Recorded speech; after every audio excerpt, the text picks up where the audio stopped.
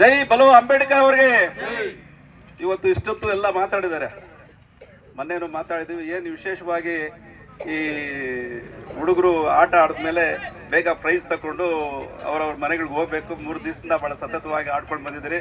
ಅದಕ್ಕೆ ಈ ಕಾರ್ಯಕ್ರಮ ಆಯೋಜನೆ ಮಾಡಿರ್ತಕ್ಕಂಥ ನಮ್ಮ ಯುವಕರು ಸಮಾಜ ಸೇವಕರಾಗಿರ್ತಕ್ಕಂಥ ಸಾಂಬಯ್ಯನವರು, ಅವ್ರ ಹೆಸರು ಹೇಳ್ಬೇಕಂದ್ರೆ ನಮ್ಮ ಈಶ್ವರ ದೇವಸ್ಥಾನದ ಪ್ರತಿ ವರ್ಷನೂ ಅಲ್ಲಿ ಕಾರ್ಯಕ್ರಮ ಪ್ರತಿ ವರ್ಷ 5,000 ಜನಕ್ಕೆ ಊಟ ಹಾಕ್ತಕ್ಕಂಥವ್ರು, ಅನ್ನ ಕೊಡ್ತಕ್ಕಂಥವ್ರು.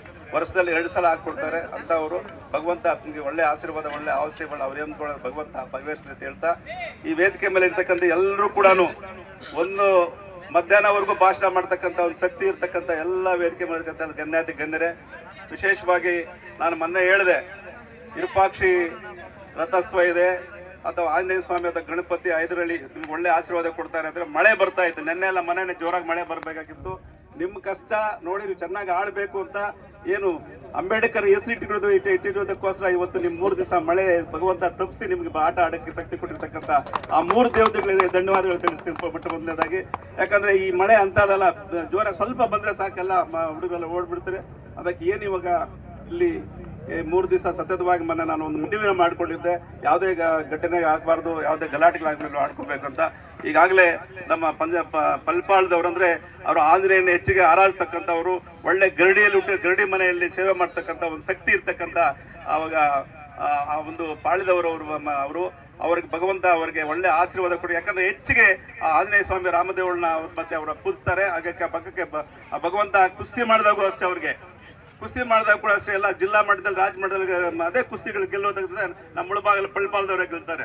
ಅದಕ್ಕೋಸ್ಕರ ಪದಕಾಶಿ ಅವರು ಕೂಡ 2nd ಪ್ಲೇಸ್ ಬಂದಿದ್ದಾರೆ. ಅವರು ಹಳ್ಳಿಯಲ್ಲಿ ಹುಟ್ಟಿದ್ರು ಕೂಡ ಈ ಮಟ್ಟದಲ್ಲಿ ಬಂದು ಎಲ್ಲ ಆಡಿದಾರೆ. ಭಗವಂತ ಒಳ್ಳೇದು ಮಾಡಲಿ. ಈಗಾಗಲೇ ನೀವೆಲ್ಲ ಕೂಡ ಎಲ್ಲ ಪತ್ರಿಕಾ ಮಾಧ್ಯಮದಲ್ಲಿ ಒಂದು ಮನವಿ ಮಾಡ್ಕೊಳ್ತೀನಿ, ಹೆಚ್ಚಿಗೆ ಕ್ರೀಡೆಗೆ ಆದ್ಯತೆ ಕೊಡಿ.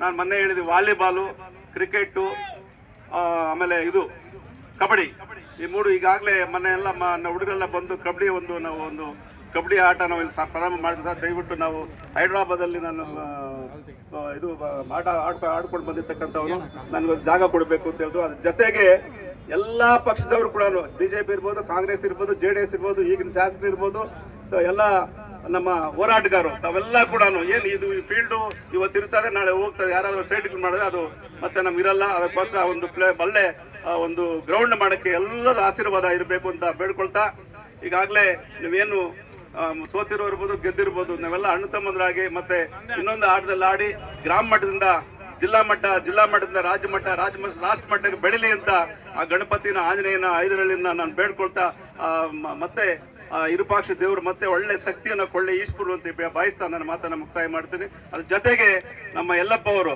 ಒಳ್ಳೆ ಸ್ಟೂಡೆಂಟ್ ಇದ್ದಂಗಿದೆ ನೋಡಿ. ಈ ಒಳ್ಳೆ ಎಳೆ ವಯಸ್ಸಲ್ಲಿ ಮಾಡ್ತಕ್ಕಂಥ ಕೆಲಸ ನೇತೃತ್ವದಲ್ಲಿ ಪ್ರತಿ ವರ್ಷ ಕೂಡ ಒಂದು ಜ್ಞಾಪಕಾರ್ಥವಾಗಿ ಆಟ ಆಡ್ತಕ್ಕಂಥ ಒಂದು ಆಗಿದೆ. ಆ ಗ್ಯಾಪ್ ಅನ್ನ ತುಂಬಕ್ಕೆ ನಮ್ಮ ಸಾಂಬಯ್ಯ ಅಂತವರು ಮತ್ತೆ ವೇದಿಕೆ ಮಾಡ್ತಕ್ಕಂಥ ಎಲ್ಲರೂ ಕೂಡ ಅವ್ರಿಗೆ ಒಳ್ಳೆಯ ಒಂದು ಶಕ್ತಿ ಕೊಟ್ಟು ಇಂಥ ಆಟಗಳು ಹೆಚ್ಚಿಗೆ ಆಡಲಿ ಅಂತ ಬಾಯಿಸ್ತಾ ನನ್ನ ಮಾತನ್ನ ಮುಕ್ತಾಯ ಮಾಡ್ತೀನಿ. ಜೈ ಹಿಂದ್, ಜೈ ಕರ್ನಾಟಕ, ಜೈ ಬಲೋ ಭಾರತ್ ಮಾತಾಗಿ.